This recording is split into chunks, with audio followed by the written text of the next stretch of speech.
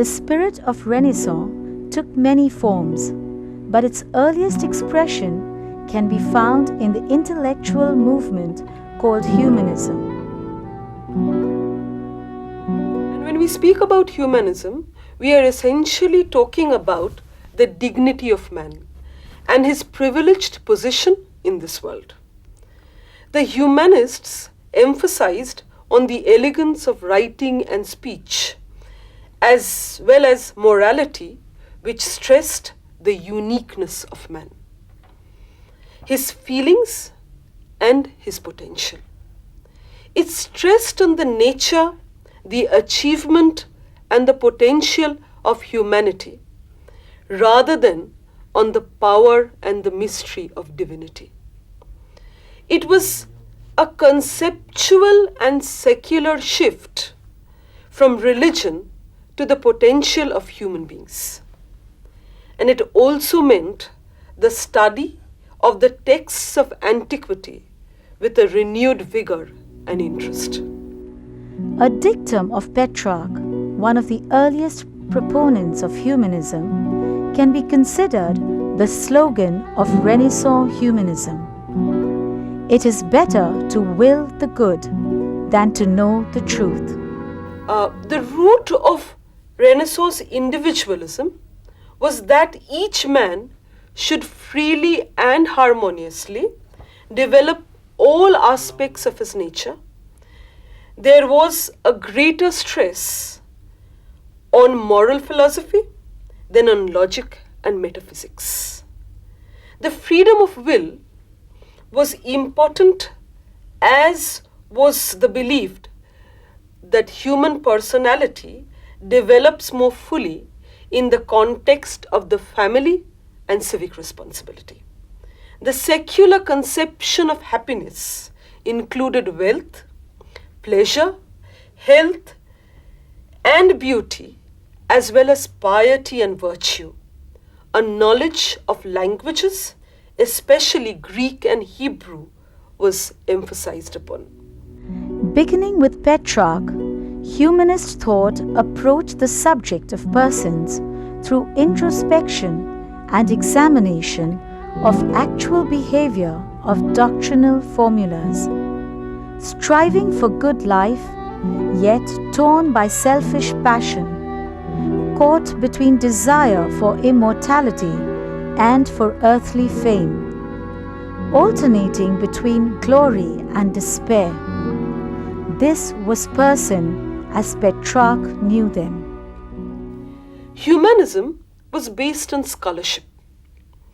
Pope Nicholas V and his successors subsidized attempts of secure lost works of Latin antiquity and to acquire Greek manuscripts from the destroyed Byzantine world. Stress was given on research in an organized and systematic way. It was patronized by kings and princes. They became collectors of ancient manuscripts, and you have these famous libraries, example the library of Pico della Mirandola. The majority of new collectors were especially the Vatican. The attitude of the humanists was antiquarian in devotion to classical models of style and conduct, but original because it was critical, detached and impartial. This is something that we do not find in the medieval times. Being detached, impartial inquiry is something that is not often seen in medieval history. Humanists dealt with man willing, creating his own beauty and his own worldly destiny. But the definition of that destiny was very much in the Christian tradition. You find that questions are being raised about divinity. Where is God? Does God exist? you must remember that the Crusades have already taken place in the 11th century. The tremendous pressure that Europe had to bear because of the Crusades, the hardships followed by the bubonic plague, all these actually now raised questions in the mind of man that does God exist? If he does, why is it that we have to undergo such tremendous hardships? And from this developed the quest to shift away from God and seek answers from humanity itself. That is why there is a shift from a God-centric world towards a much more human-centric world, a man-centric world, where man was now trying to ask questions and answer those questions himself. The stress or the way that during the medieval times, the way that people depended on divinity, that was giving way to assertion of human values, the assertion of humanity, where it was now felt that certain questions could be answered by man. You did not have to go to divinity to get those answers, because divinity so long had not provided the answers. Because if there was God, why then the problems? This is what was resulting in the shift from that God-centric to a man-centric world. Ma'am, then how did the popes reacted to this shift of man-centric to, if you talk about religion, it's just that humanism was never divorced from religion. It is not a remarkable break with religion. It is questioning religion. And when it questions religion, the various human values were sought to be incorporated within the fold of the church. The church became, or it was, the main objective was to make the church much more approachable to people. Okay, where you're talking about compassion, where you're talking about lending a ear to the common people comes, and here comes the popes, the cardinals, etc. Because even they could not ignore the trend that that Europe was witnessing during this time. Some of the eminent scholars of this period are Leonardo Bruni, Cicero, Pico della Mirandola, and the controversial Machiavelli. Humanism, we found literary expression both in the study of classical and religious texts as well as in original composition. And these original compositions were mostly in the vernacular. Where you're talking about the study of classical texts, the stress is on writing in Latin. But this is just the aping of the existing texts of antiquity. Where we are talking about new innovations, where you're talking about innovation, new things, we are talking about the vernacular literature that is coming up during this time.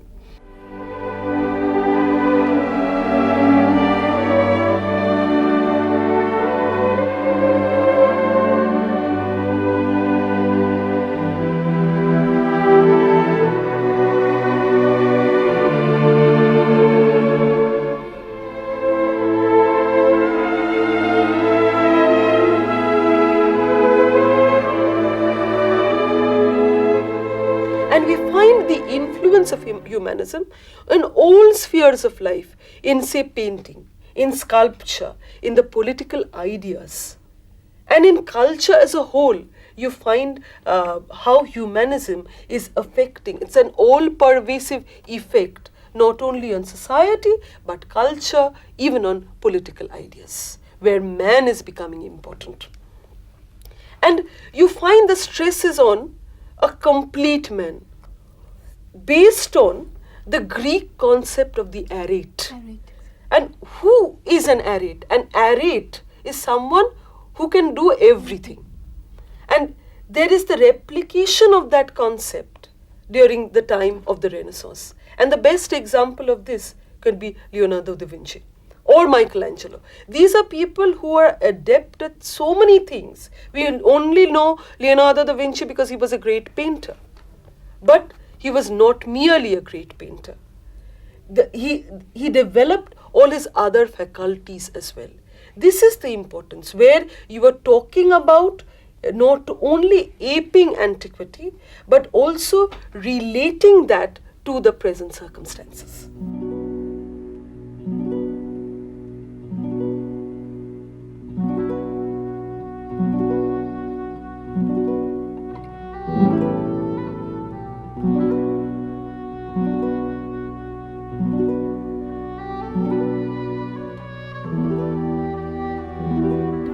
You find the humanist scholars turning to pagans like Cicero, Livy, and Plato.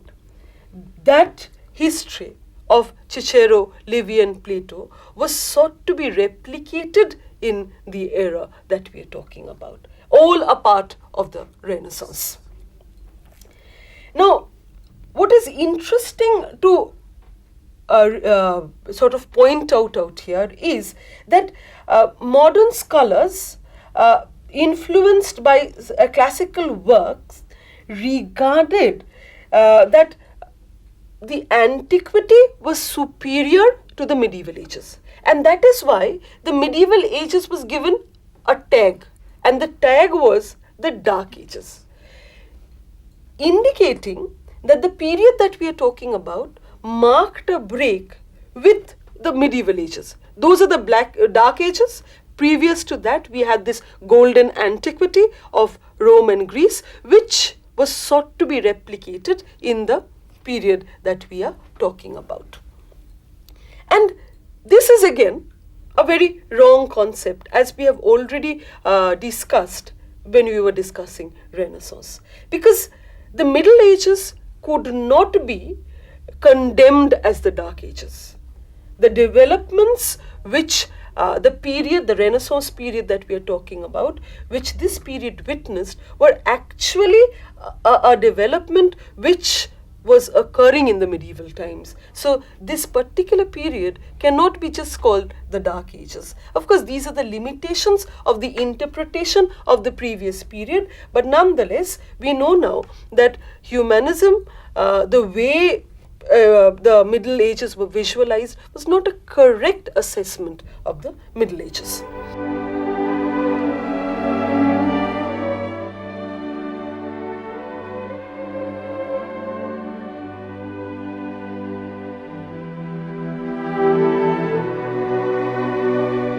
Many Eastern scholars fled to Italy, bringing with them important books and manuscripts and a tradition of Greek scholarship. There were humanist circles which were established where they discuss and debated various ideas. One example is the Platonic Academy of Florence, which was set up in 1439. If you come to art, if you come to the painters, what do we see? Human figures with a greater accuracy was portrayed during this period. Why? Because this was a period which witnessed the rise of anatomical sciences. This was the period which also saw developments in geometry. So man, or the paintings of man, was very lifelike, very, very lifelike. And we find that the writers, the literary writers, stressed on what? Introspective analysis of the emotional and rational sides of man's nature. So there is introspection about man. Both his emotional side and his rational side was analyzed, was introspected upon. And we find that, as I have told you, that this was reflected in the study of history as well. It was Petrarch who first understood that antiquity was a civilization apart. The focus of Petrarch's insight was language. If classical antiquity was to be understood in its own terms, it would be through the speech with which the ancients communicated their own thought. The Latin in both prose and poetry is undoubtedly a noble language. For that very reason, it has been so thoroughly developed by earlier writers that neither we nor anyone else may expect to add very much to it. The vernacular, on the other hand, has recently been developed, and though it has been ravaged by many, it still remains uncultivated in spite of a few earnest laborers, and still shows itself capable of much improvement and enrichment. Stimulated by this thought and by the enterprise of youth, I began an extensive work in that language. I laid the foundations of that structure and got together my lime and stone and wood. How were these new ideas spread? Through ecclesiastical legates, through the merchants, through the traders, through the professors who were traveling to the north. And it is just not one-way traffic. It's not that these ideas were just being, taken from Italy to the rest of Europe. Ideas from the rest of Europe were also coming into Italy.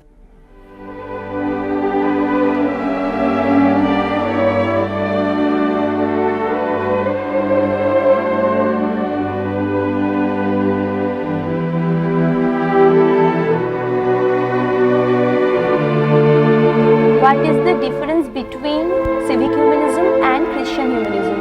In humanism, the influence of, say, Plato could not be disregarded by the Christian church. The Christian church was as much influenced by the ideas of Plato as was secular humanisms. And they tried to incorporate these so-called pagan ideas into the fold of Christianity. And this is what Christian humanism is, where this new humanistic knowledge is being incorporated into the fabric of Christianity.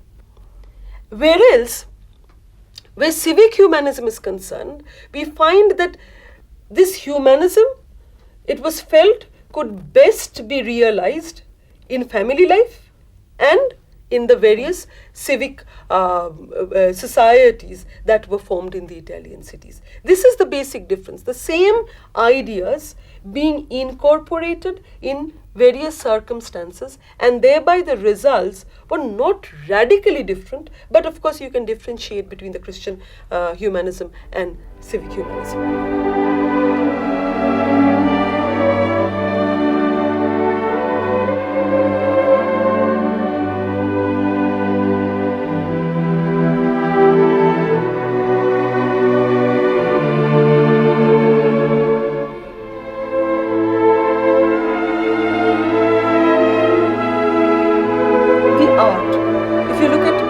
Art, you will find that during this time the circular church comes into being.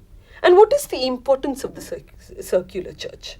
Where the altar is equidistant from all places. So the congregation can sort of reach the altar from all sides in an equal way. So God is not far away. God is close to man. This is a signifier. Ma'am, can we say that God replicated human form in humanism? Yes. It's not God only. It is the whole divinity it took a very human character. Something which now became very palpable. God was made lifelike in humanism.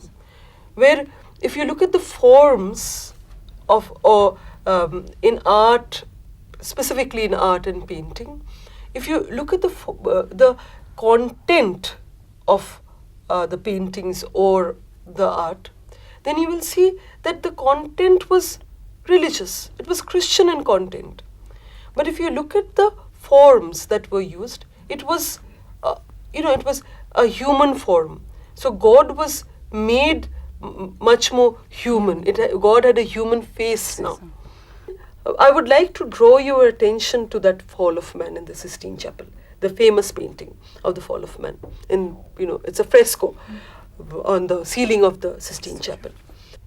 It is, of course, the fall of man as has been visualized by Christianity, because Adam ate the forbidden apple, and that is why man fell.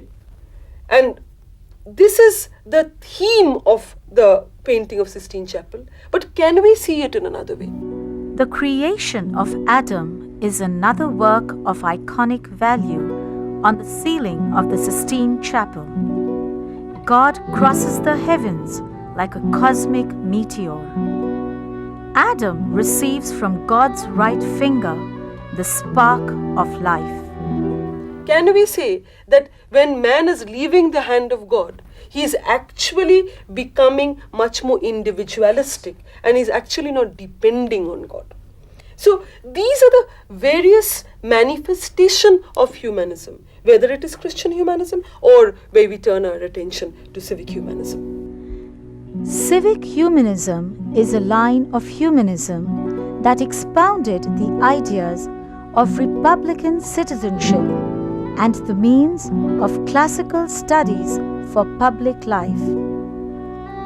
How far did the common people become secular at this time?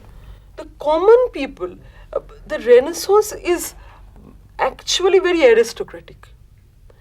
So for the common man to become secular, in fact the common man has now started asking questions. This tremendous pressure that he is under is now casting a doubt in the minds of the common man also, that does God exist? So as far as that is concerned, yes, the common man is asking questions. He is asking questions about divinity. He is asking the place of divinity in his life, or if at all, God is relevant to his existence. But at the same time, if you talk about humanism affecting the common man, it is far too sophisticated an idea to actually permeate down to those levels. If you look at Machiavelli's books, The Discourse and The Prince, it's so very secular. And in fact, Machiavelli exemplifies civic humanism.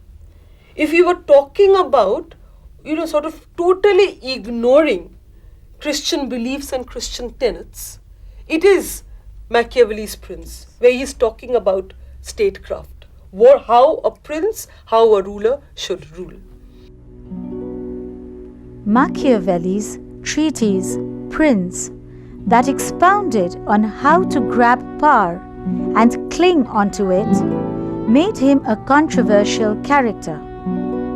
His name became synonymous with wily, manipulative tactics. An excerpt from Machiavelli's Prince. A prince must know how to play at once man and beast, lion and fox. He neither should nor can keep his word when to do so, will turn against him. It is very disadvantageous always to be honest. Useful, on the other hand, to appear pious and faithful. Nothing is more useful than the appearance of virtue.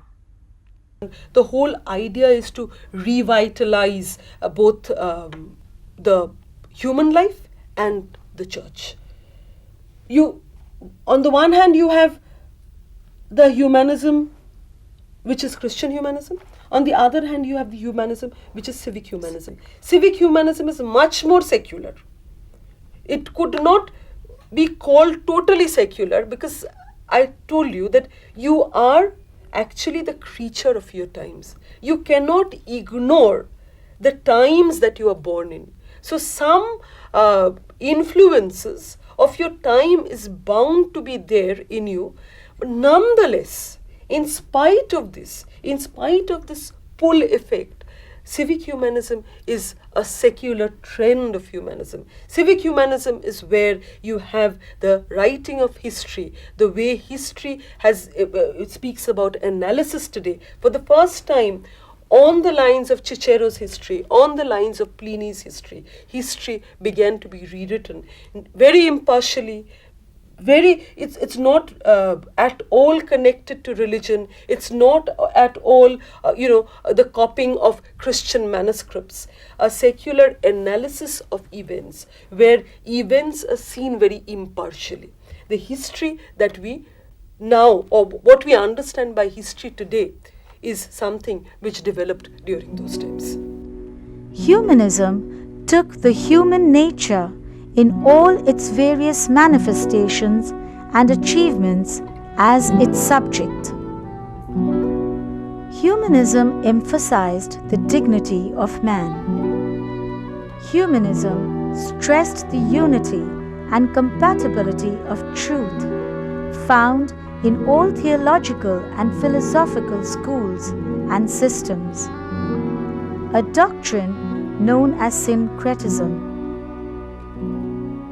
Humanism looked forward to the rebirth of a lost human spirit and wisdom.